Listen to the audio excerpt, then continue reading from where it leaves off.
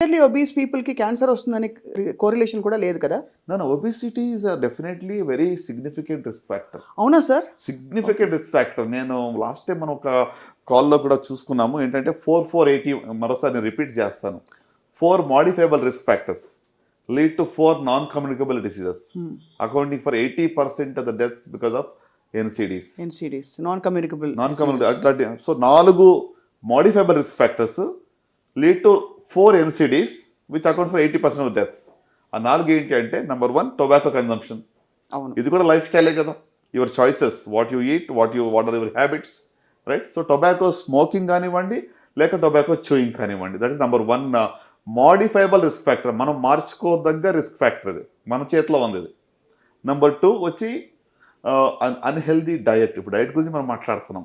So unhealthy diet వల్ల you have obesity also coming up because of lot of consumption of fatty food కానివ్వండి లేకుంటే excess consumption of carbohydrates కానివ్వండి. So దీనివల్ల obesity is also another risk factor. So the third risk factor is sedentary life style or lack of physical activity, శారీరక వ్యాయామం లేకపోవడం.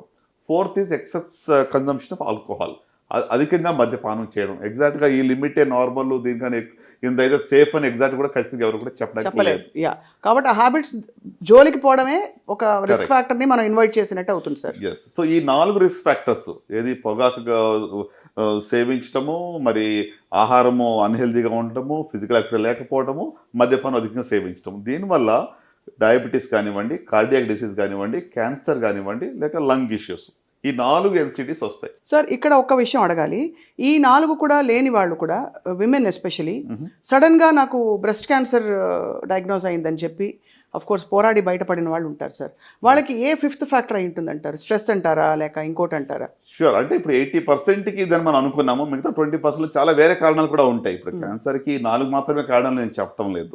For example ఇప్పుడు pollution కానివ్వండి, లేకుంటే దెర్ విల్ బి జెనెటిక్ కావచ్చు, hereditary breast cancers 5 నుంచి 10% hereditary ఉంటుంది అనుకున్నాము.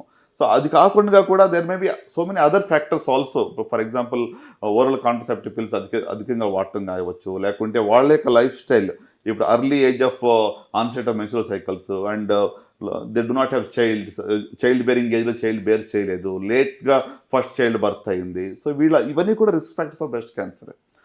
సో కనుక అంటే it is all about interaction of the hormonal levels in the body.